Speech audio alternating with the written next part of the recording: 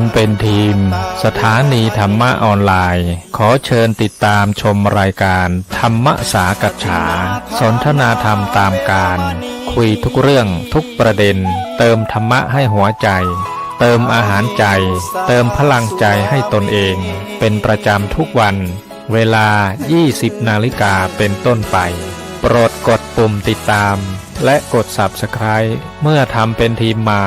เราจะได้พบกันเพื่อรับฟังสารธรรมข้อคิดดีๆมากมายรับบุญง่ายๆด้วยการกดแชร์เผยแพร่เป็นธรรมทานสัพพะทานังธรรมทานังชินาติการให้ธรรมะย่อมชนะการให้ทั้งปวง1แชร์1บุญมีค่าเท่ากับเผยแผ่ธรรมะให้กว้างไกลแชร์ไปมากยิ่งได้บุญมากเป็นการเปิดโอกาสให้คนได้รับฟังธรรมพบปัญญามีความสุขพ้นจากทุกข์ด้วยการฟังธรรมะมาทวงคำมันหมู่บ้านศีลห้าถือเป็นพันธะ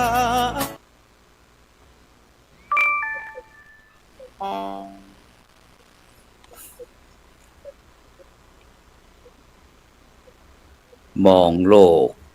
ด้านดีมีผลเห็นคนอื่นดี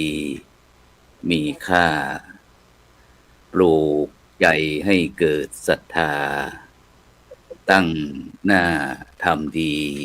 มีคุณมองโลกด้านร้ายกลายกลับใจรับแต่เรื่องเคืองคุณ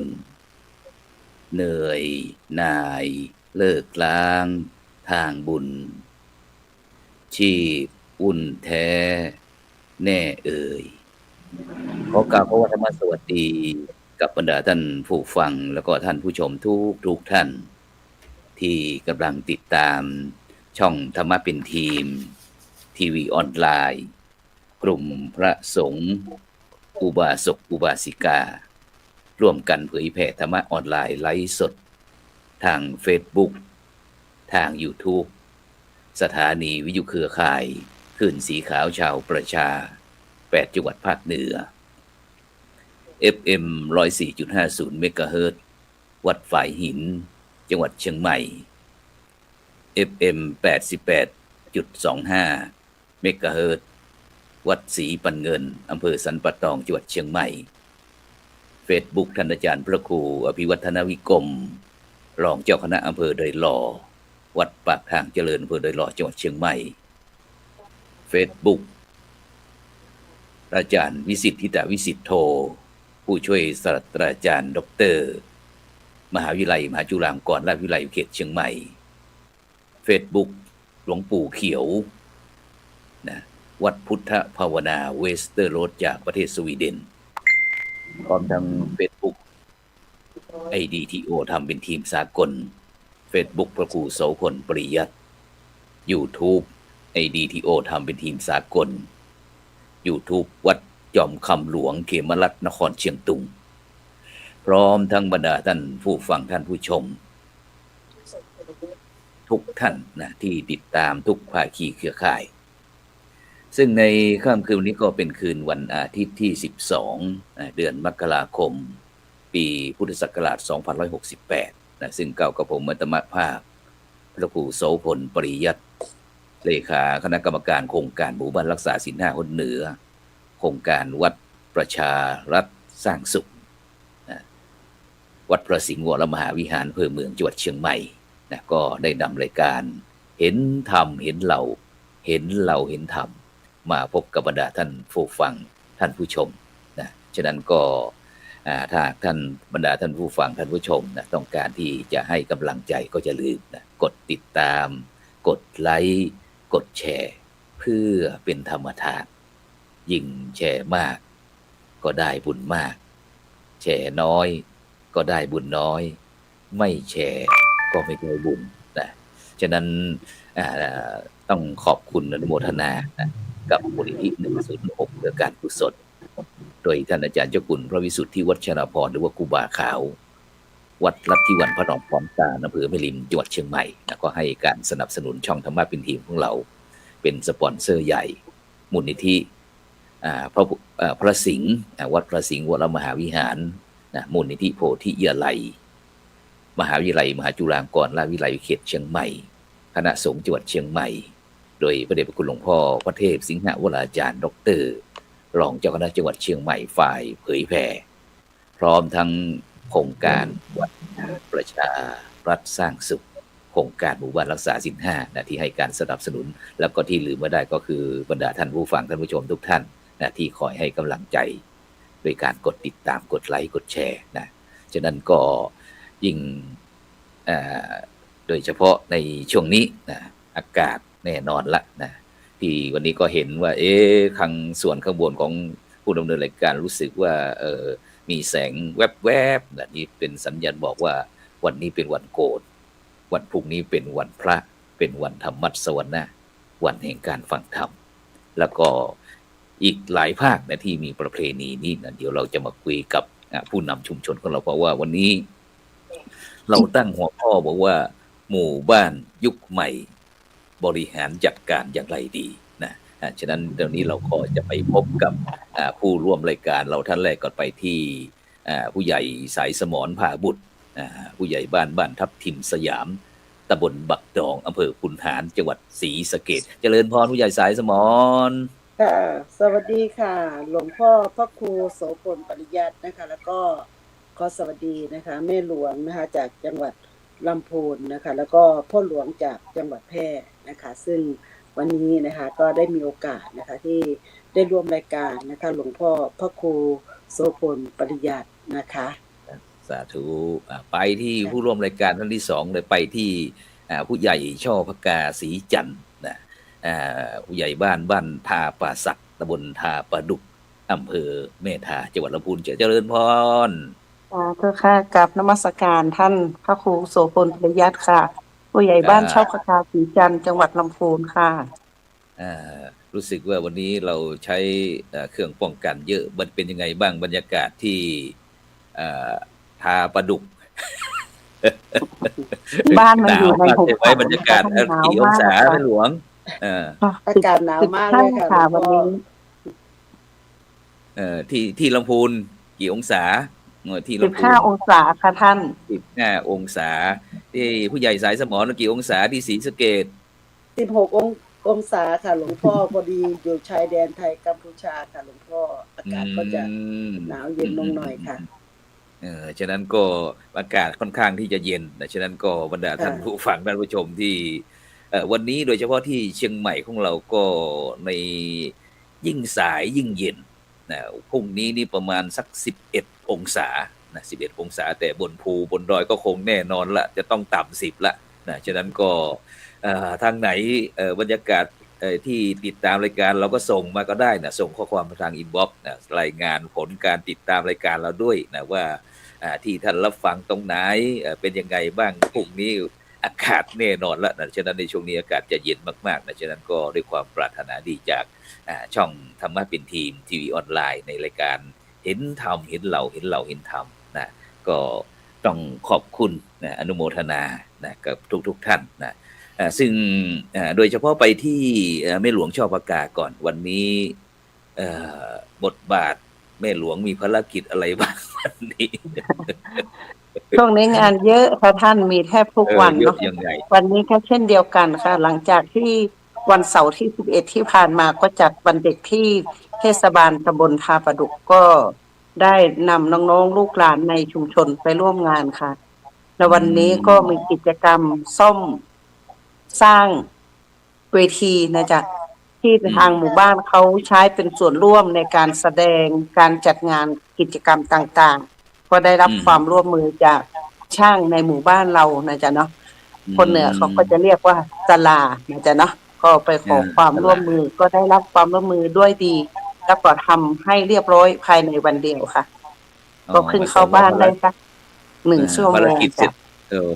ร็จเรียบร้อยแล้วจะต้องวันนี้ต้องมาเป็นแขก VIP ทางช่องธรรมะเป็นทีมเราด้วยซึ่งก็นานแล้วนะที่แม่หลวงช่อพกาไม่ได้มาร่วมรายการเพราะว่าหลังจากที่โครงการ หมู่บ้านรักษาศีลห้าเป็นหมู่บ้านรักษาศีลห้าต้นแบบของจังหวัดลำพูนตั้งแต่พ.ศ. ไหนเอ่ยปี2565เจ้า65นี่เจ้า67 68เกือบ3 ปีค่ะ เป็นอย่างไรบ้างหลังจากที่เราได้ผ่านกระบวนการจัดสรรเกี่ยวกับได้เกณฑ์ประเมินโครงการหมู่บ้านรักษาศีลห้าดีเด่นประจำจังหวัดลำพูนไปแล้วตอนนี้หมู่บ้านเราเป็นยังไงบ้างบ้านท่าประสักก็ทำให้ชาวบ้านนะคะได้รับการตื่นตัวน้อมรับยินดีกับสิ่งที่ได้รับมาแล้วก็ช่วยกันนะคะพยายามจะน้อมนำที่ว่าเราได้รับรางวัลแล้วสิ่งที่ดีๆมันก็ตามมาจากที่เราเคยเห็นเด็กวัยรุ่นพ่อบ้านแม่บ้านเขาก็ลดละเลิกอบายต่างๆได้ดีทำให้ครอบครัวทำให้ชุมชนมีความสุขยึดมั่นในคุณธรรมศีลธรรมน้อมนำทุกอย่างหรือว่ามันเป็นเพราะรางวัลที่เราได้รับค่ะมันเลยทำให้ทุกคนตื่นตัวช่วยกันรณรงค์ร่วมกันตลอดไม่ต้องรอเฉพาะช่วงเทศกาลเข้าพรรษาทุกวันทุกเดือนกิจกรรมต่างๆก็พยายามจะจัดหมุนเวียนเปลี่ยนกันไปก็ได้รับความร่วมมือจากพี่น้องชาวบ้านและก็เด็กๆเยาวชนพอดีบ้านทาประสักก็ได้เป็นหมู่บ้านทูบีชุมชนระดับเขตนะคะก็นำน้องๆเข้าร่วมกิจกรรมเหมือนที่ว่าบ้านวัดส่วนราชการทำงานภาคีเครือข่ายร่วมกันค่ะสาธุในหมู่บ้านก็มีโรงเรียนระดับอนุบาลจนถึงมัธยมต้นทางผอ.คุณครูนักเรียนน้องๆเมื่อมีงานที่วัดก็จะเรียนเชิญทางคณะครูโรงเรียนและน้องๆมาร่วมกิจกรรมก็ได้รับความร่วมมือด้วยดีมาโดยตลอดค่ะฉะนั้นก็หมายความว่า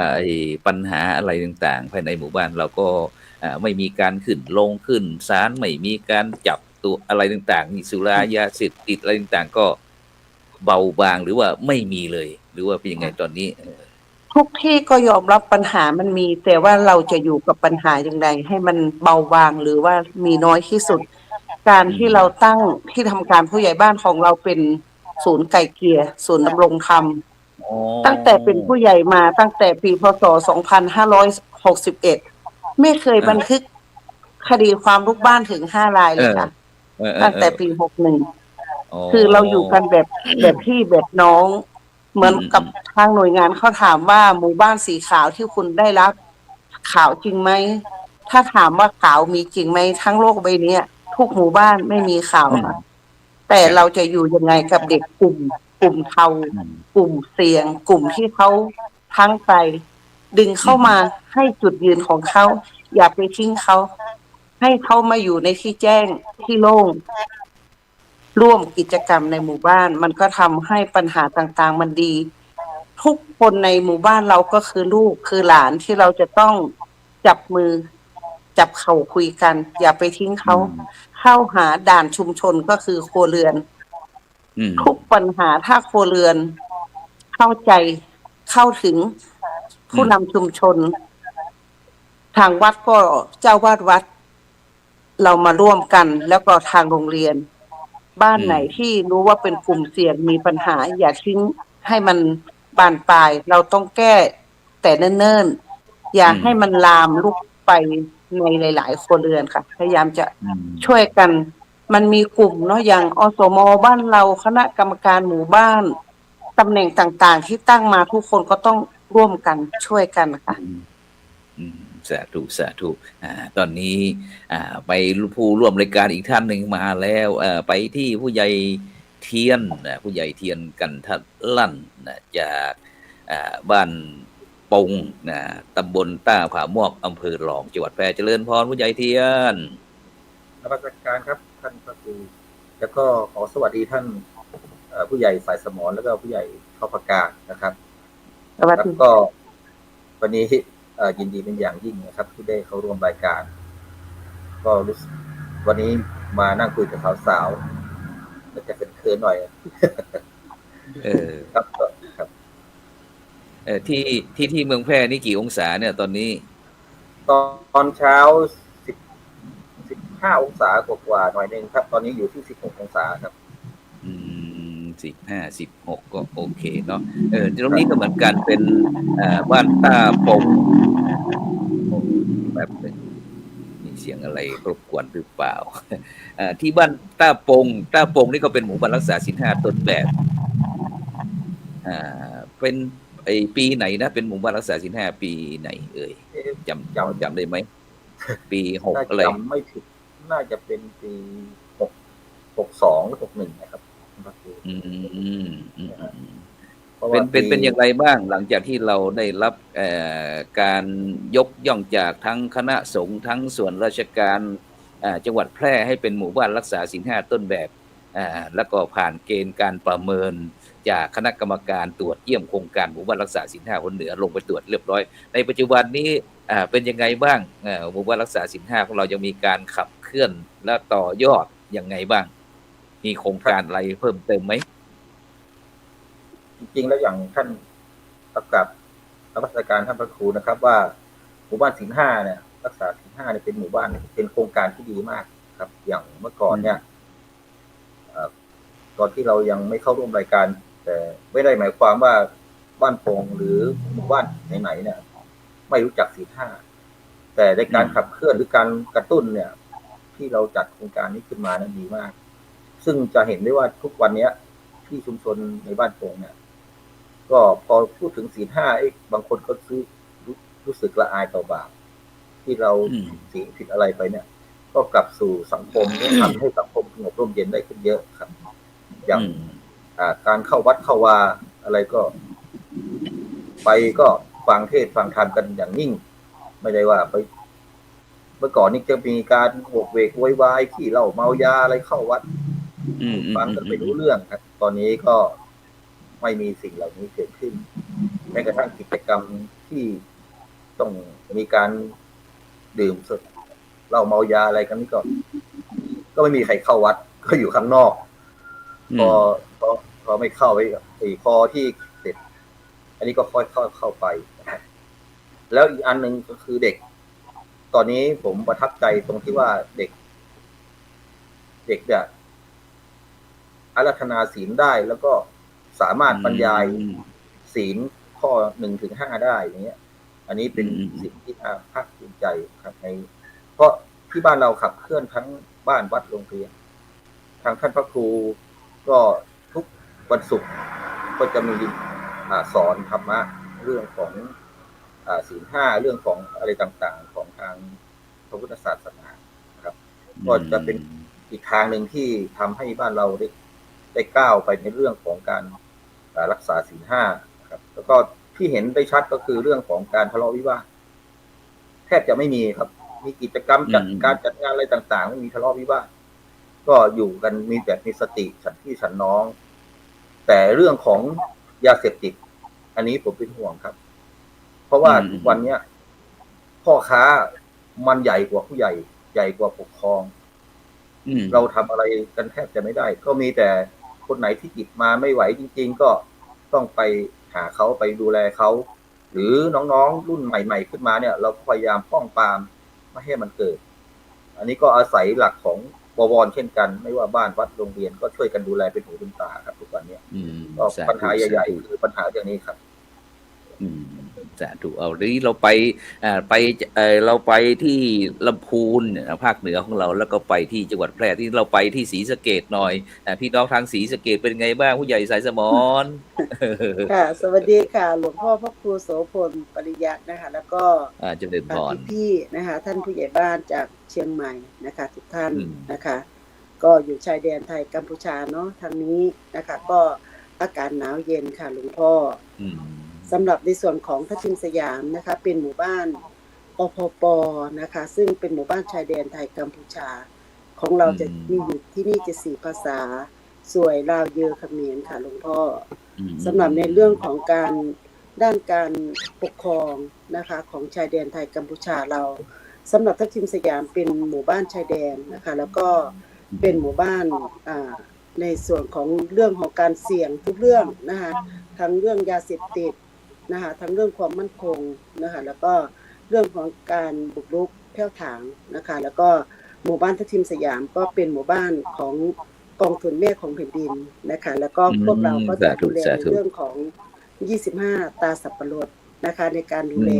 นะคะในเรื่องของการเสี่ยงของยาเสพติดค่ะหลวงพ่อฉะนั้นเห็นว่ามันอยู่ชายแดนงี้ท่านผู้ใหญ่โดยเฉพาะเราเป็นผู้หญิงด้วยทีนี้เรื่องการผู้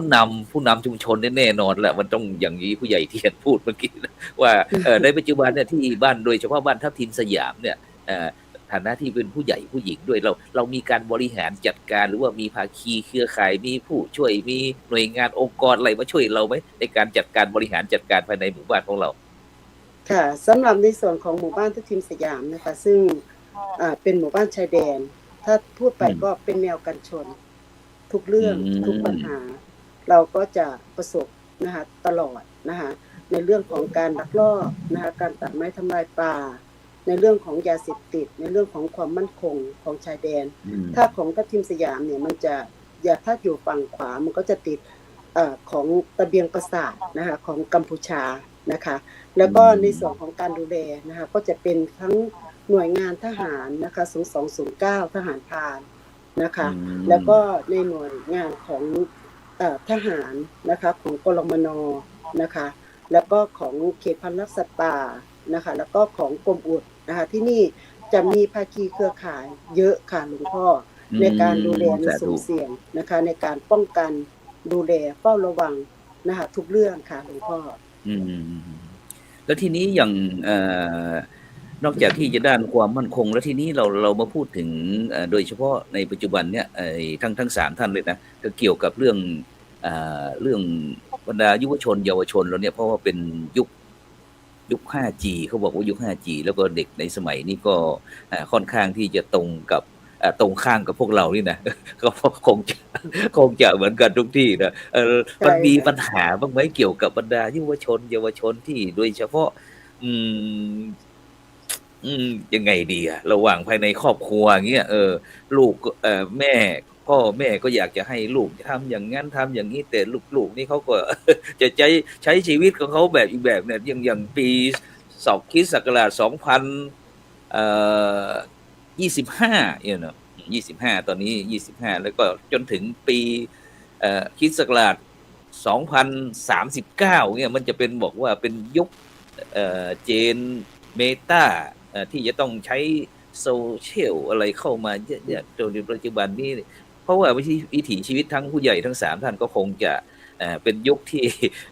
ขึ้นใกล้จะ60เนาะแต่เด็กๆนี่เนี่ยมันจะมีความคิดเห็นแตกต่างกันยังไงเรามีการบริหารการจัดการอะไรกับเด็กเยาวชนสมัยใหม่มันนี่ไม่ไปที่ไม่หลวงชอบปากกาเนี่ยเด็กยุคใหม่นะคะท่านเขาก้าวไปจนแทบจะเรียกว่าสุดโต่งคือวัยของเด็กรุ่นใหม่ความคิดความอ่านของเด็กยุคใหม่จะไม่ค่อยฟังพ่อแม่ครอบครัวแม้แต่ทางคุณครูแต่เราก็ต้องเข้าใจเขาพยายามดึงเขาอย่าไปให้เขาตามตัวเองจนเกินไปเด็กจะยึดเพื่อนแต่ถ้าหากเราทิ้งเขาเราคิดว่าให้เขาไปอยู่แต่กับเพื่อนกลุ่มเดียวกันแล้วเราเป็นกลุ่มล้าหลังไม่อย่างนั้นเด็กก็จะอยู่ในกลุ่มของเขาบางครั้งไม่ใช่ว่ารุ่นใหม่ไม่ดีแต่เราต้องสอดแทรกสิ่งที่มันเป็นขนบธรรมเนียมประเพณีแต่ก่อนหลังที่บรรพบุรุษของเรามีมาให้เด็กด้วยพยายามให้พ่อแม่พาเข้าวัดทำกิจกรรมร่วมกันค่ะเชื่อว่าเด็กเมื่อพ่อแม่ผู้ปกครองปลูกฝังผู้นำชุมชนไม่ทิ้งเขาอย่างน้อยเราก็ได้ใจเข้ามาส่วนหนึ่งแต่เราก็ต้องช่วยดูเขาอย่าไปทิ้งให้เด็กอย่างบางครั้งไปโรงเรียนก็คิดว่าเป็นหน้าที่ของคุณครูอยู่กับคุณครูกลับมาก็อยู่กับครอบครัววันหนึ่งอย่างเสาร์อาทิตย์เด็กก็อยู่ในชุมชนอยู่กับผู้นำเราเห็นกันทุกวันถ้าคิดว่าเด็กกลุ่มนี้เป็นภาระมันก็ไม่ใช่เพราะเราก็จะต้อง เรียนรู้เข้าใจเขาอยู่กับเขาให้ได้ค่ะใช่ใช่ใช่นี่ก็คือผู้ใหญ่จะจัดกิจกรรมนะคะ เวลาจะเอาที่บ้านเลยบางครั้งเด็กใกล้บ้านคอยสังเกตพฤติกรรมเขาเมื่อไหร่ที่มีเด็กนักเรียนเข้ามาเที่ยวที่โรงเรียนมีการตีกันไหมลูกพยายามจะถามเขาว่าถ้ามีปัญหาอะไรอย่าทิ้งนะทำนี่นั่นนู่นให้เขามามีส่วนร่วมผู้ใหญ่จะขอหน่วยงานราชการนะคะไม่ว่าจะเป็นชุมชนที่คนเหนือเขาเรียกว่าจับมือตือแขนผูกแขนพ่อแม่กินข้าวด้วยกันบางคนน่ะเด็กพ่อแม่ทุกวันนี้แทบไม่ได้กินข้าวด้วยกันพ่อแม่ก็ทำแต่งานไปข้างหน้าหาเงินคิดว่าจะให้ได้ลูกได้เรียนแต่จริงๆอ่ะเงินอ่ะมันไม่ได้เป็นปัจจัยที่จะซื้อทุกอย่างได้กลายเป็นว่าเราทิ้งเด็กอยู่กับสื่อโซเชียลโทรศัพท์ต่างๆมันก็ยิ่งทำให้เด็กมีความคิดที่ก้าวไปข้างหน้าไม่ยึดติดกับครอบครัวเอาเพื่อนเป็นหลักเมื่อเรารู้ปัญหาเหล่านี้เราก็ต้องขยันทำกิจกรรมค่ะไม่ว่าจะขอทางโรงเรียนผู้นำชุมชนปกครองแม่หลวงชอบจัดรายการของหน่วยงานของศาลวิชาการภาคเหนือมาร่วมแล้วเอาเด็กจัดกิจกรรมขอทางคุณครูแล้วก็ฝ่ายปกครองกำนันผู้ใหญ่ภาคีเครือข่าย8 หมู่บ้านใกล้ๆบ้านเราไม่รบกวนบ้านอื่นที่มาหากันได้ง่ายๆใช้รพสตเดียวกันเราก็จะได้เอาเด็กกลุ่มนี้มาเรียนรู้ที่จะอยู่ได้กับทั้งวัยของเด็กวัยผู้ใหญ่แล้วก็เข้าใจเชิญทางเจ้าวาดวัดมาร่วมกิจกรรมท่านก็ให้ความเมตตามันก็จะสร้างความเด็กสะท้อนใจที่ว่าทำไมหนูไม่ค่อยมีกิจกรรมแบบนี้ก็ต้องขอบคุณผู้ใหญ่ใจดีอีกหลายๆท่านที่นำสิ่งดีๆมาให้เด็กๆค่ะก็ได้รับความร่วมมือเมื่อไหร่เราไม่ทิ้งเขาก็เชื่อว่าเด็กเขาก็จะไม่ทิ้งเราเหมือนกันความรักอย่าละเลยเด็กใส่ใจเขาให้ความรักเขาเหมือนกับเขาคือลูกของเราหลานของเราคนหนึ่งคำว่าคนเหนือเราเรียกว่าพ่อหลวงบ้านมันก็คือลูกของเราทุกคนไม่ว่าลูกคนนั้นจะเป็นแบบไหนเราก็ต้องให้ความใส่ใจดูแลเขาเท่ากันโดยเฉพาะกลุ่มเสี่ยงเข้าหาเขาเข้าถึงเขาอยากสร้างอาชีพอะไรครูกศน.พัฒนาชุมชนอำเภอเราก็ประสานกันอยากเลี้ยงนั่นไหมอยากทำนี่ไหมอยากสร้างอาชีพอะไรก็ต้องเข้าถึงครอบครัวผู้ปกครองพ่อแม่เด็กทางโรงเรียนเป็นภาคีเครือข่ายที่เราจะทิ้งใครก็ไม่ได้ต้องช่วยกันค่ะอย่างวันนี้เห็นว่าทำเตรียมเวทีด้วย To Be Number One จะมีกิจกรรมอะไรบ้านท่าประสักจะเป็น To Be ชุมชนแล้วก็เข้าไปแข่งขันได้ระดับภาคแล้วค่ะแล้วเดือนกุมภาหน้านี้ประมาณวันที่22นะคะก็จะเอาเด็กไปรักษาระดับของตัวเองที่ดีมาให้เชียงใหม่ก็จะทำแบบนี้ตลอดอะค่ะคืออำเภอแม่ทาเป็นอำเภอ To Be ต้นแบบแล้วก็จังหวัดลำพูนก็คือจังหวัด To Be Number One ก็น้อมนำโครงการของทูลกระหม่อมท่านมาก็ทำให้เด็กห่างไกลจากยาเสพติดเพราะมีกิจกรรมหลากหลายที่ทำร่วมกันค่ะสาธุงั้นเดี๋ยวเรานี้เป็นกิจกรรมที่เกิดขึ้นที่บ้านทาป่าสักตำบลทาประดุกอำเภอแม่ทาจังหวัดลำพูนงั้นเราไปที่เมืองแพร่บ้างไปที่ผู้ใหญ่เทียนกันทลันผู้ใหญ่เทียนกันทลันว่าไงได้ยินทางลำพูนเขาเกี่ยวกับด้านยุวชนเยาวชนที่บ้านปงของเราเป็นอย่างไรบ้างท่านผู้ใหญ่ก่อนที่ผมจะพูดถึงเรื่องของคำถามนะครับผมดีใจวันนี้ได้ยินคำว่าทัพทิมสยามจริงๆแล้วเป็นรู้จักกันในเฟซแล้วเรื่องของการเป็นผู้บาดเจ็บเข้มแข็งแล้วก็ผู้ใหญ่เข้มแข็งมากครับผมชื่นชอบมากเลยผมติดตามตลอดขอบคุณค่ะเรื่องของบ้านทัพทิมสยามนะครับ อันนี้ดีใจที่ได้มาร่วมสนทนาเรื่องของเยาวชนเนี่ยจริงปัญหาของเรื่องของสื่อออนไลน์หรือโซเชียลเนี่ยมันมีปัญหาที่แต่ทีนี้เราจะเตรียมสถานการณ์รองรับยังไงครับหรือตอนนี้ถ้าเกิดเราเดินช้าไปเนี่ยเราก็อาจจะสูญเสียที่หมู่บ้านผมได้เตรียมการในเรื่องของทำให้เด็กห่างจากโทรศัพท์มือถือหรือเรื่องของโซเชียลก็มีกิจกรรมทำลานเด็กเล่นนะครับขึ้นในชุมชนก็จะมีทุกอย่างให้เด็กมาเล่นปีนป่ายมั่งมีรถแข่งมีอะไรรถอะไรนะจักรยานขาถีบอะไรประมาณเนี้ยมีการเล่นเกมเรื่องอะไรกันก็เห็นในผลสำลิดในเรื่องของที่เด็กมาใช้บริการมันเล่นเยอะเรามีผู้ปกครองมานั่งเล่นด้วยเพราะว่าถ้าไม่มาเด็กก็จะเล่นเดี๋ยวก็กลัวลูกจะเป็นนั่นมันเป็นนี่ก็ผู้ปกครองมานั่งเล่นด้วยมานั่งดูเรื่องอะไรอันนี้ก็ถือว่าเป็นงานหนึ่งที่ประสบความสำเร็จครับแล้วอีกอันหนึ่งที่ผมได้เตรียมการไว้ในเรื่องของความรู้นะครับก็ตอนนี้ผมได้ไปปรึกษากับทางผอ.โรงเรียนผมจะเอาชุมชนเนี่ยไปเป็นครูนะครับก็จะสอนกันประมาณถ้าผมภารกิจผมเสร็จก็อยู่ประมาณสักวันที่25ผมจะได้เกิดสอนแล้วก็จะเชิญทางวิทยากรเพื่อมาเป็นสอนวิทยาทานคือเป็นวิทยากรเรื่องของยาเสพติดของปปส.ภาค 5ท่านก็ให้ความอนุเคราะห์ก็จะสอนเป็นชั่วโมงนะครับแล้วก็ผมเองก็จะไปสอนเรื่องของสิ่งแวดล้อมเพราะบ้านโป่งก็ประสบความสำเร็จในข้องสิ่งแวดล้อมแล้วก็เรื่องของพลังงานทดแทนเรื่องของศีลธรรมวัฒนธรรมนี่ก็ท่านพระครูก็สอนอยู่แล้วอันนี้ผมคิดว่าคงจะน่าจะเป็นประโยชน์ในระยะยาวถ้าหากว่าเราได้มองตรงนี้ถ้าหากตอนเนี้ยปัญหาที่มันเกิดขึ้นเนี่ยก็เหมือนกับแม่ผู้ใหญ่เขาประกาศพูดเราก็ต้องเข้าถึงนะครับอย่างเช่นอย่างวันเด็กเนี่ยก็มีโอกาสได้ไปร่วมก็ผมก็เลยพูดกับเด็กว่าการเรียนรู้เนี่ยไม่ใช่ว่าเราจะเรียนรู้แต่ในโรงเรียนสิ่งรอบข้างเราต้องเรียนรู้ให้หมดเรียนรู้จากคนที่ดีว่าเขาประสบความสำเร็จยังไงเรียนรู้จากคนที่เขาไม่ดีทำไมเขาถือไม่ดีแล้วชีวิตเขาเป็นยังไงอันนี้คือการเรียนรู้นะครับที่ได้กระติกไว้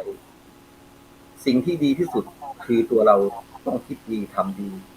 แล้วปฏิบัติดีพบคนดีแล้วลูกๆก็จะประสบความสำเร็จแล้วก็จะได้ดีในอนาคตสิ่งอย่างทุกวันนี้เรื่องของการทำความดีเนี่ยที่เด็กที่จะให้เหินห่างจากสิ่งเหล่านี้ก็เรื่องของกิจกรรมของเรื่องของสิ่งแวดล้อมเวลามีการทำฝายทำปลูกป่าหรืออะไรของป่าชุมชนเนี่ยผมก็จะไปร่วมด้วยแล้วก็นิมนต์พระเข้าไปด้วยแล้วก็คนในชุมชนก็จะเป็นวิทยากรสอนในเรื่องของการกิจกรรมต่างๆครับสาธุงั้นเราไปที่ศรีสะเกษหน่อยเป็นยังไงบ้างบรรดาลูกหลานของเราแต่หมู่บ้านอปพลที่ทับทิมสยามผู้ใหญ่สายสมรพาบุตรวันนี้ผู้ใหญ่เทียนบอกว่าติดตามงานเหมือนกันวันนี้เราเอาต้นแบบต่างๆมาคุยให้ฟังเผื่อที่บรรดาท่านผู้ฟังท่านผู้ชมที่กำลังติดตามอยู่ก็จะได้มีอะไรดีๆเข้าไปปรับปรุงเพราะว่าปีนี้ปีใหม่แล้วเปลี่ยนพศใหม่เปลี่ยนอะไรดีนี่แหละงั้นเป็นไงบ้างผู้ใหญ่สายสมรเยาวชนของเราที่ทับทิมสยามค่ะกราบนมัสการนะคะอีกครั้งค่ะหลวงพ่อแล้วก็กราบขอบพระคุณท่านผู้ใหญ่เทียนนะคะกันทลัน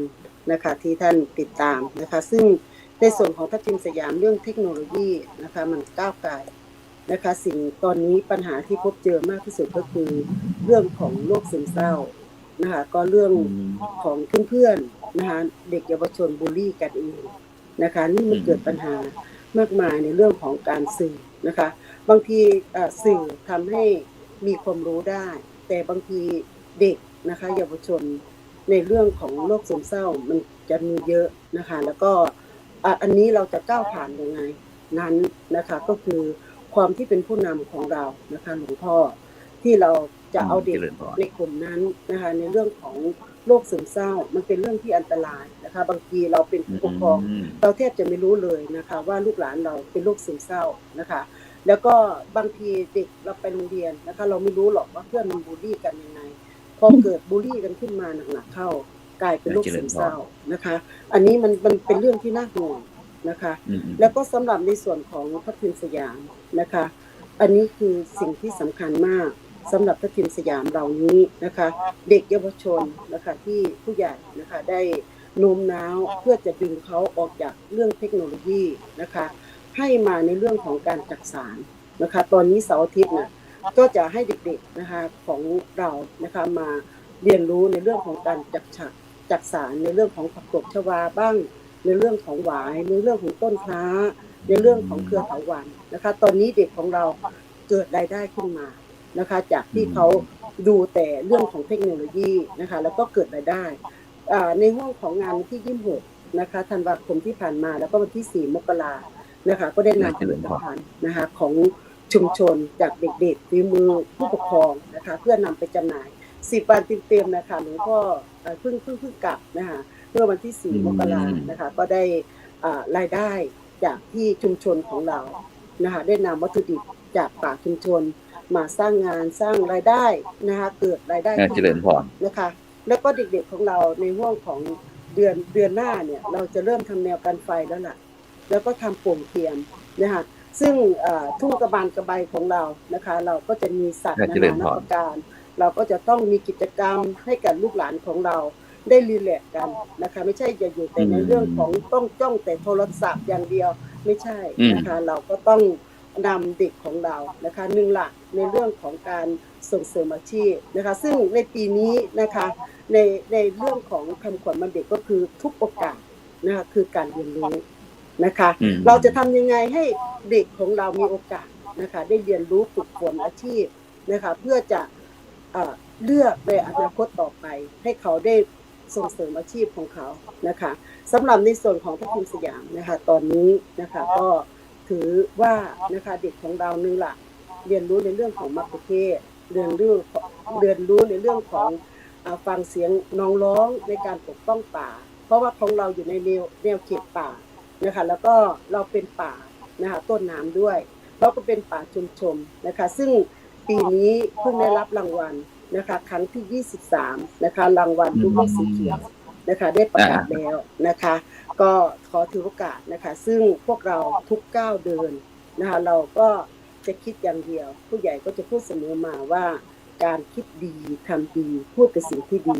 นะคะผลดีจะตอบสนองนะคะนี่คือหลักนะคะที่ได้ทำเพื่อชุมชนนะคะสิ่งที่สำคัญก็คือทำยังไงนะคะเราจะได้วัตถุดิบจากพื้นที่ของเรานะคะแล้วก็มานำในการจัดคอนะคะตอนนี้เราสามารถพูดได้เลยว่านะคะธรรมชาติสร้างงานจากสารคนชายแดนค่ะก็แล้วก็เด็กของเราทุกคนนะคะตอนนี้จากในการเล่นในเรื่องของเทคโนโลยีนะคะมีทั้งผลดีแล้วก็ผลเสียนะคะแต่เราจะทำยังไงให้ผลดีนั้นให้กับลูกหลานของเราเสาร์อาทิตย์นะคะผู้ใหญ่ก็จะประกาศนะคะว่าลูกหลานของเราใครว่างนะคะผู้ใหญ่ก็จะส่งเสริมในเรื่องของการจัดสรรนะคะแล้วก็เด็กของเราก็มีรายได้นะคะอันรายได้สำคัญนะคะหลวงพ่อไม่ใช่แค่เราจะมาสร้างแค่งานสร้างอาชีพให้เขาเราต้องสร้างรายได้ให้เขามันถึงเกิดจากขึ้นมานะคะก็ขอถือโอกาสนะคะซึ่งในส่วนของปีนี้นะคะก็ได้รับรางวัลลูกโลกสีเขียวนะคะแล้วก็ส่วนตัวหนูเองนะคะปีนี้จังหวัดศรีสะเกษฟ้าคงจะเห็นนะคะว่าเราทำงานปิดทองหลังพระมานานนะคะจังหวัดศรีสะเกษให้รางวัลคนดีจังหวัดศรีสะเกษกันพ่อโอ้สาธุสาธุแล้วไอ้ไหนๆก็ติดฟันไปเลยเอาก็แล้วกันเรื่องป่าชุมชนตอนนี้ป่าชุมชนพื้นที่ของเราที่เราดูแลอยู่ที่บ้านทับทิมสยามของเราที่เราได้ผลพลอยได้ก็จากการที่เรารักษาป่าเนี่ยตอนนี้พื้นที่ป่าเรามีเท่าไหร่ที่ทับทิมสยาม 1,932 ไร่ 2 งาน 71 ตารางวาค่ะเป็นป่าแบบไหนมีเป็นป่าของเราเป็นป่าดิบแล้งค่ะแล้วทีนี้มีวิธีการบริหารจัดการอย่างไรถึง ได้ผลผลิตเยอะแยะไปหมดเห็นบอกว่าเอาจากผลจากของป่าชุมชนเรามาทำเป็นผลิตรายได้ของชาวบ้านแบบนี้เรามีคณะกรรมการบริหารจัดการอย่างไรกับป่าเรามีคณะกรรมการจัดการป่าชุมชนนะคะโดยการแต่งตั้งนะคะถูกต้องตามพรบปี62นะคะของป่าชุมชนนะคะก็15ท่านนะคะส่วนสิ่งที่สำคัญที่สุดคือปัจจัยคือคนในชุมชนนะคะได้ร่วมแรงร่วมใจในการดูแลแล้วก็ปกป้องหวงแหนพื้นที่ป่าซึ่งเป็นป่าต้นน้ำนะคะที่เราจะต้องดูแลเพื่อจะให้คนข้างล่างนะคะให้คนข้างล่าง5อำเภอนะคะที่จะต้องมีน้ำอุปโภคบริโภคนะคะตลอดทั้งปีซึ่งพวกเราเป็นหมู่บ้านต้นน้ำนะคะที่เราจะต้องดูแลแล้วก็ปกป้องพื้นที่ป่าจำนวน 1,932 ไร่2 งาน71 ตารางวาค่ะหลวงพ่อแล้วก็การดูแลของเรานะคะก็คือคนในชุมชนนะคะดูแลร่วมกันนะคะไม่ว่าเด็กเยาวชนนะคะเราต้องปลูกจิตสำนึกให้เขารักป่าของเขาให้มากที่สุดเพื่อจะตัวสำหรับตัวผู้ใหญ่ได้อีก3 ปีเราต้องดูแลแล้วก็หวงแหนแล้วก็ส่งต่อให้กับคนรุ่นต่อไปค่ะแล้วมีภาคีเครือข่ายหรือว่าหน่วยอย่างอุทยานบ้างกรมป่าไม้บ้างอะไรเข้ามาร่วมงานเป็นภาคีเครือข่ายเรื่องป่าชุมชนเราบ้างไหมสำหรับครั้งแรกเลยคือเราพึ่งตัวเองค่ะหลวงพ่อพอเราพึ่งตัวเองขึ้นมาหน่วยงานเริ่มจะมองเห็นนะคะว่าปัจจัยอะไรก็ไม่เท่ากับการพึ่งตัวเองก่อนค่ะหลวงพ่อค่ะแล้วก็หน่วยงานเขาเริ่มจะเข้ามา1ละภาคีเครือข่ายก็คือกรมป่าไม้นะคะแล้วก็2ก็คือมหาวิทยาลัยราชภัฏจังหวัดศรีสะเกษ3นะคะกรมอุทยานเขตพระราชสัตว์ป่านะคะแล้วก็หน่วยงานทุกหน่วยงานนะคะเริ่มจะมาเป็นภาคีเครือข่ายให้กับเราแล้วก็สิ่งสำคัญก็คือเราสามารถที่จะเป็นตัวอย่างให้กับป่าชุมชนแนวขอบตะเข็บชายแดนไทยกัมพูชาค่ะหลวงพ่อค่ะสาธุเดี๋ยวเราไปที่แม่ทาลำพูนหน่อยเพราะว่ามีดอยขุนตาลอยู่มีป่าชุมชนบ้างหรือเปล่าเป็นหลวงช่อพระกาที่ท่าประสักของเราที่ป่าชุมชนมีประมาณ50 ไร่เป็นที่ตั้งของสุสานหมู่บ้านนะคะนอกนั้นเป็นป่าอุทยานแห่งชาติดอยขุนตาลพี่น้องชาวบ้านเขามีโฉนดส่วนหนึ่งแต่ส่วนมากจะเป็นเขตป่าอุทยานแห่งชาติก็จากบ้านท่าประสักไปที่อุทยานประมาณ10 กิโลค่ะท่านก็จะขึ้นกับอุทยานเวลาทำงานเกี่ยวกับการรักษาพื้นที่ป่าก็เป็นภาคีเครือข่ายกับทางทุกหมู่บ้านในตำบลทาประดุกทั้ง15 หมู่บ้านค่ะแล้วเจ้าหน้าที่หลักก็คืออุทยานแห่งชาติดอยขุนตาลค่ะท่านแล้วอย่างกรณีอย่างหมู่บ้านของเราได้รับผลประโยชน์จากอุทยานดอยขุนตาลอะไรบ้างไหมมีการเข้าไปหาของป่าอะไรได้บ้างไหมเขาก็ไม่ถึงกับห้ามแบบนั้นนะคะถ้าเราไปแบบให้บรรถูกต้องตามกฎและกติกาที่เขาตั้งไว้ไม่มีอาวุธปืนไม่มีสิ่งที่มันผิดกฎหมายเข้าไปการเก็บของป่าหาของป่าชาวบ้านกับป่ามันอยู่คู่กันมาก่อนที่จะมีอุทยานนะคะท่านเราก็ต้องทำความเข้าใจกับพี่น้องชาวบ้านแล้วเราก็ต้องยอมรับกฎหมายกฎของอุทยานด้วยเราเหมือนน้ำพึ่งเรือเสือพึ่งป่าเราก็จะขาดป่าไม่ได้ชาวบ้านหากินกับป่ามาตั้งแต่รุ่นบรรพบุรุษละไม่ว่าจะเข้าไปเก็บเห็ดหน่อไม้ไข่มดแดงต่างๆค่ะมันคู่กันเหมือนคนเหนือค่ะจะกินหน่อไม้ทำหน่อไม้กันเป็นหลักเลยค่ะมีโรงงานอัดหน่อไม้ทำหน่อไม้อบตากเก็บขายกันจนเป็นอาชีพหาของป่าเลี้ยงชีพส่งลูกหลานเรียนหนังสือจนจบกันเป็นรุ่นทุกวันนี้ก็ยังคงช่วยกันรักษาป่าต้นน้ำสร้างฝ่ายชะลอน้ำฝ่ายแม้วที่คนเหนือเราเรียกกันบ้านท่าประสักมีโครงการของอ่างพระราชดำริคืออ่างห้วยบงก็จะได้น้ำจากอ่างห้วยบงมาใช้ในการอุปโภคบริโภคค่ะท่านเราก็จะต้องช่วยกันดูแลรักษาโดยที่ไม่ถึงกับว่าต้องห้ามให้ต่างบ้านมาแต่เราขอความร่วมมือถ้าจะมาเก็บมานั้นก็ให้บริโภคเอาไปข ขายเอาไปกินแบบให้มันพอดี แต่ที่ป่าสักเห็ดมันจะดังนะคะเห็ดถ้าเห็ดออกพาปลาดุกออกแต่ได้กี่ร้อยเขาก็จะมาซื้อกันแต่บางพื้นที่เขาจะพากันมาเป็น10เป็น20คันรถจนบนดอยมีแต่คนต่างบ้านเขาก็จะขอความร่วมมือว่าพี่อย่ามาถึงขนาดนั้นให้คนในพื้นที่ได้กินกันได้เก็บกันจากที่เราเคยหากันได้อย่างคนหาของป่าเห็ดปีหนึ่งถ้าออกเยอะเขาได้หลายหมื่นนะคะต่อปีแต่พอเดี๋ยวนี้คนต่างบ้านที่อื่นเขาไม่ออกเนาะมันออกที่บ้านทาเขาก็ตรงดิ่งมาบ้านทากันเต็มป่าเลยค่ะก็ขอความร่วมมือแล้วก็ช่วยกันแต่อย่าไปทำร้ายจิตใจถึงกับให้เขาไล่เขาออกไปแต่ก็ขอความร่วมมือมาได้อย่างเดือนหนึ่งกี่ครั้งแบบนี้ค่ะให้อนุรักษ์กับคนในพื้นที่บ้างให้พึ่งพาอาศัยกันได้ค่ะนี่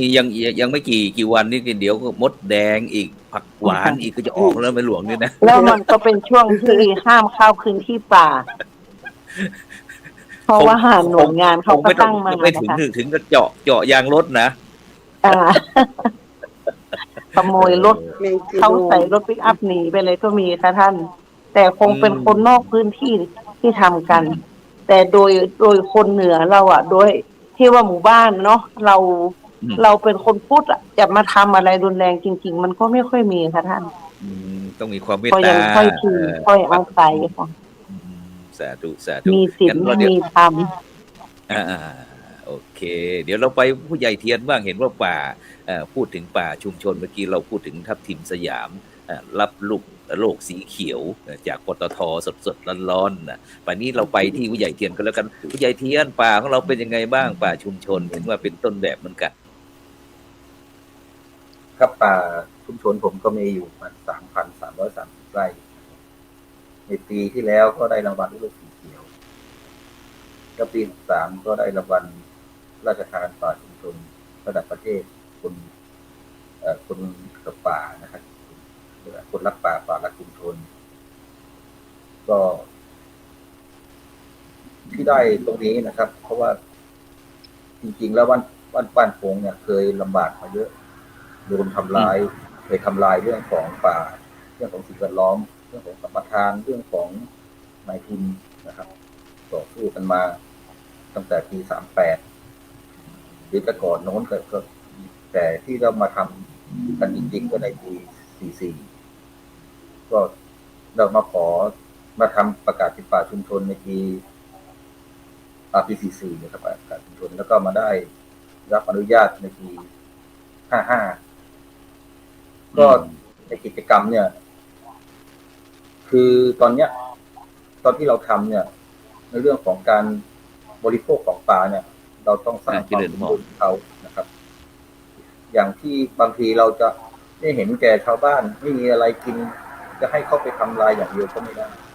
ก็มันมีกฎระยะยาวตอนนั้นเราก็มีตั้งกฎกติกาห้ามนะครับห้ามเรื่องของ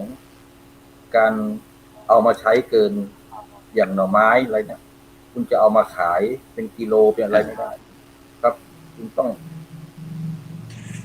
ตอหน่อไม้เนี่ยเราให้มันเป็นต้นเป็นเล่มขึ้นมาเนี่ยมูลค่ามันเยอะเพราะทางชุมชนเราเนี่ยส่งเสริมให้ทำพวกแค่ไม้ไผ่พวก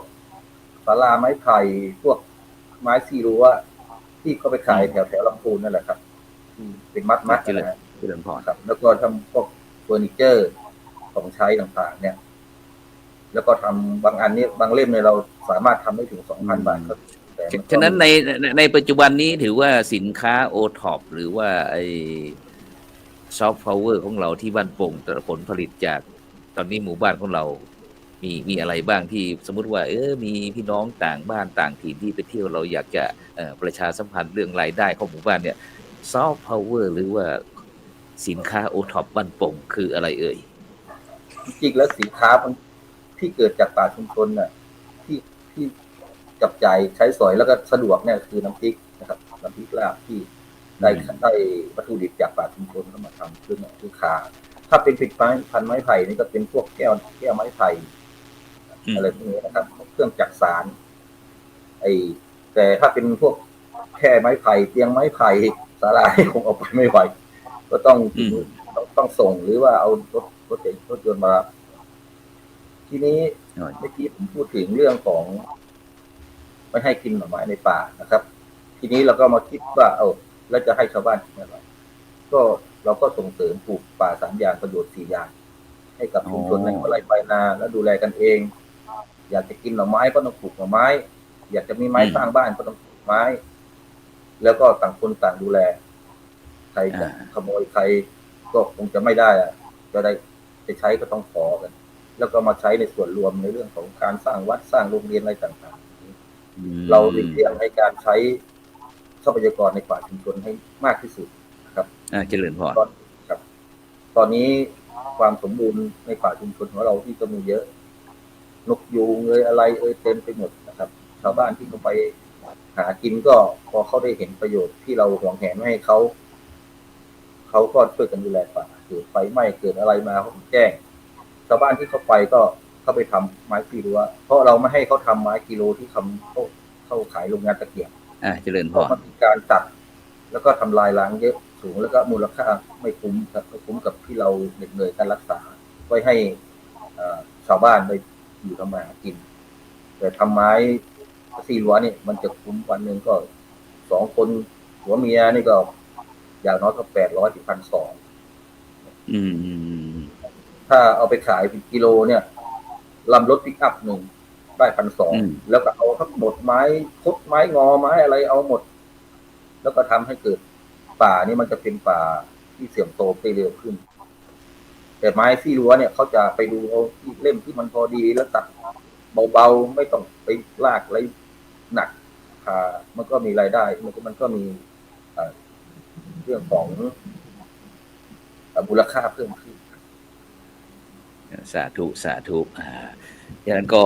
ถ้าสนใจสินค้าโอท็อปติดต่อที่ผู้ใหญ่เทียนกันทะลันเบอร์โทรศัพท์อะไรผู้ใหญ่087-180-7375ครับโอเคนะทีนี้ไปที่เพราะเวลาเราเหลือ4 นาทีให้ผู้ใหญ่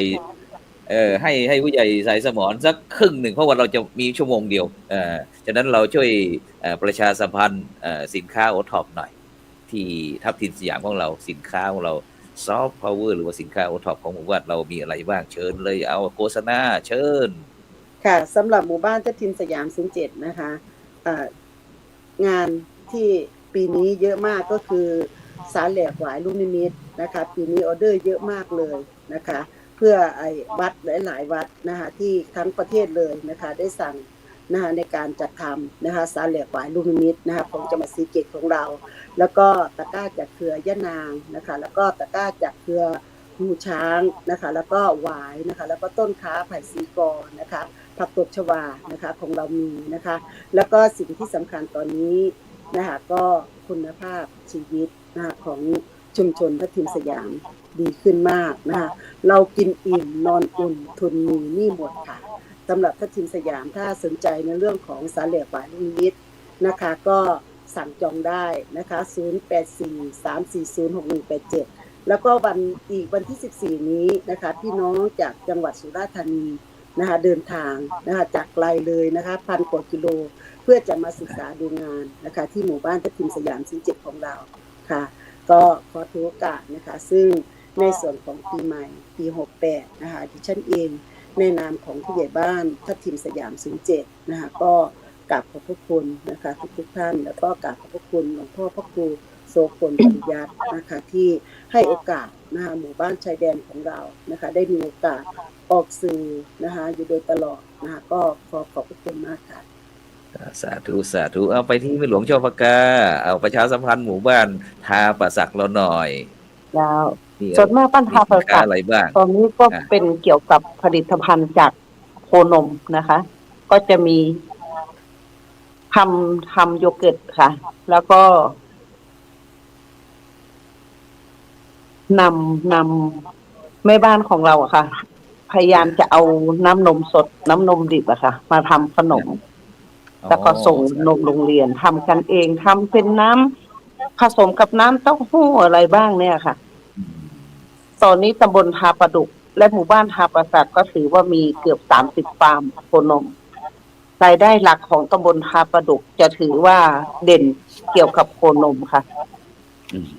ตอนที่เขามาประกวดหมู่บ้านเขาก็ไปเยี่ยมชมสมาร์ทฟาร์มของลูกบ้านหลายฟาร์มต้นแบบก็ทำให้เด็กคนหนึ่งเขาสานต่องานของปู่จบวิศวะมาแต่มาเรียนรู้มาทำฟาร์มจนเป็นต้นแบบของฟาร์มเจ้าหน้าที่ส่วนราชการต่างๆจะพากันมาเที่ยวชมที่หมู่บ้านแล้วก็จะมีเด็กรุ่นใหม่ที่จบปริญญามาเยอะแต่ไม่ไปเป็นลูกจ้างค่ะมาสารงานต่อของพ่อโดยเป็นเจ้าของกิจการฟาร์มแล้วก็นำเทคโนโลยีรุ่นใหม่ๆเข้ามาเพราะคนรุ่นพ่อนะคะรุ่นพ่อแม่ปู่ย่าตายายที่ทำกันมาก็ทำแบบบ้านๆแบบพื้นๆที่สืบต่อกันมาแต่เด็กรุ่นใหม่ด้วยความรู้ด้วยเทคโนโลยีต่างๆเขาเรียนรู้มาเขาก็จะเอามาปรับกับฟาร์มของเขาจนทำให้รายได้จากเดือนหนึ่งอย่างรุ่นพ่อทำได้200,000แต่รุ่นลูกทำไมได้ทั้ง5-6 แสนมันเกินไม่รู้จักกี่รอบที่พ่อแม่ทำนี่ก็เป็นผลจากการเรียนรู้การศึกษาของเด็กรุ่นใหม่ค่ะคงจะเน้นหลักเรื่องฟาร์มโคนมค่ะแล้วก็ข้าวโพดฝักอ่อนซึ่งทำกันมาตั้งแต่ผู้ใหญ่ยังอยู่ประถมอะค่ะที่เห็นพ่อแม่ทำข้าวโพดฝักอ่อนกันมาจนทุกวันนี้ก็มีตัวแทนส่งสหกรณ์บ้างโรงงานต่างๆของทั่วภูมิภาคก็ข้าวโพดฝักอ่อนของตำบลทาประดุกของลำพูนค่ะซึ่งมันก็ได้ผลดีหลายอย่างจากเมื่อก่อนที่ไม่มีฟาร์มโคนมต้นข้าวโพดก็ฝันทิ้งเลี้ยงแค่โคขุนได้นิดหน่อยแต่เมื่อมีโคนมเข้ามาเราได้ขายตั้งแต่ถอดยอดข้าวโพดจนถึงต้นเมื่อเราเอาฝักมันออกต้นก็เอามาปั่นเข้าเครื่องแล้วก็ผสมสูตรของอาหารเลี้ยงโคนมต่อก็ลดต้นทุนให้เจ้าของฟาร์มเจ้าของกิจการได้เยอะค่ะคงจะเน้นหนักเรื่องโคนมฟาร์มโคนมสนใจที่จะมาเที่ยวตำบลทาประดุกอำเภอแม่ทาจังหวัดลำพูน